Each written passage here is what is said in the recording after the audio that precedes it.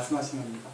저희가 23절, 24절 바늘기, 낙타 이거 얘기하면서 우스갯소리도 할 수도 있고 그 부자는 불쌍하다 이렇게 할 수 있지만은 우리가 이거는 예수님께서는 이 재정체의 가장 핵심에 있는 부분을 지칭하면서 그걸 염두에 두시고 말씀하신 것을 우리가 정말 알아야 될 것 같습니다. 예언의 신에 보면은 여기에 대한 그러니까 재정체에 관한 설명이 굉장히 자세하게 나옵니다. 태초 이전부터 재정체의 초점이 바로 하나님의 품성에 대한 도전에서부터 시작되었습니다. 다 아시잖아요. 사단이 하나님의 품성이 싫었어요. 그런데 사단은 하나님의 능력만을 간절히 원했습니다. 이것이 대정체의 초점입니다. 성경의 역사를 보면 여기에 초점이 맞춰져 있고 우리 개개인들의 삶도 바로 여기에 초점이 맞춰져서 영적 전쟁이 전개되고 있습니다. 사단이 하나님의 품성에 정면으로 도전했지만은 하나님의 능력을 사단에게서 거두지 않고 그냥 사단의 도전을 그냥 허락하셨습니다. 그거는 그렇게 할 수밖에 없는 게 또한 하나님의 속성이기 때문입니다. 그래서 사단은 우리 이 땅에다 뭘 만들었죠? 자신의 법칙, 땅의 법칙, 세상의 법칙을 만들기 시작했습니다. 그러니까 부자 청년이 질문했던 그 질문은 단지 이 청년에게만 해당되는 것이 아닙니다. 그전에도 그랬고 현재 지금까지 2000년을 넘어서면서 모든 사람들이 갈구했던 질문이었습니다. 예수님은 그 사실을 알고 계셨습니다. 우리가 땅에서 매여 사단이 만든 세상의 법칙에 벗어나지 못하고 있는 모습을 예수님이 보고 계신 것입니다. 부자 청년은 땅에서 매여 땅의 윤리만 잘 지키면 영생을 얻을 수 있겠다고 생각했습니다. 그런데 마음 한구석에는 무언가 허전했습니다. 이 사람은 영원한 세계와 생명을 동경했습니다. 그래서 하나님의 영이 이 사람의 가슴에 무언가를 호소하고 있었습니다. 그래서 이건 아닌 것 같은데 하는 느낌으로 살고 있던 어느 날 예수님을 만나게 됩니다. 그래서 자신의 인생을 건 질문을 던집니다. 선생님이여, 내가 무슨 선한 일을 하여야 영생을 얻으리까? 지금 이 부자 청년에게 가장 필요한 질문이 이게 아니었습니다.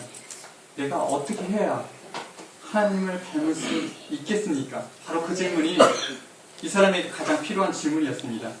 그러니까 하나님의 품성을 소유한 사람은 자신에게 가장 소중한 재물일지라도 마냥 묵혀지고 있을 수는 없습니다. 자신에게 가장 소중한 그걸 내려놓을 수 있을 때 그때가 하나님의 마음을 조금씩 이해할 수 있게 됩니다. 근데 부자 청년이 계산해보죠. 우리는 계산도 안 하고 바로 질 때가 많은데 그래도 부자 청년은 계산을 해봤습니다. 영생은 눈에 보이지 않는데 재물은 당장 자신한테 이득이 되니까 계산이 되는 겁니다. 이 사람이 가버렸죠. 예수님이 이 사람이 간 후에 제자들에게 말씀하십니다. 낙타가 바늘기로 들어가는 것이 부자 하늘나라 들어가는 것보다 쉽다고 예수님께서 말씀하시는데 그것이 질책이었겠습니까? 예수님이 말씀하신 말은 이 사람 하나에게 적용되는 것이 아닙니다. 온 인류에게 던지신 말씀입니다. 부자는 하늘나라에 가지 못한다는 그런 단순한 말씀을 하신 것이 아닙니다. 여러분은 무엇을 내려놓지 못하고 계십니까? 23절과 24절에서 예수님은 여러분들과 저에게 이기적인 생각으로 움켜쥐고 있는 모든 것들을 두고 말씀하십니다. 그것을 쥐고 있는 한 저의 이 이기적인 욕망은 낙타처럼 커져 있어 하늘나라에 들어갈 수 없다는 말씀입니다. 제자들이 깜짝 놀라서 한마디 합니다. 아니 그럼 누가 구원을 얻을 수 있을까? 예수님께서 뭐라 하시죠?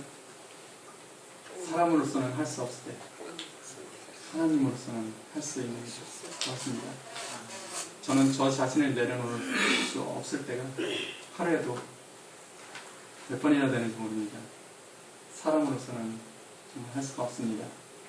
하나님께서 해주셔야 할 수 있다는 그 말이 진실로 진리임을 매일 깨닫게 됩니다.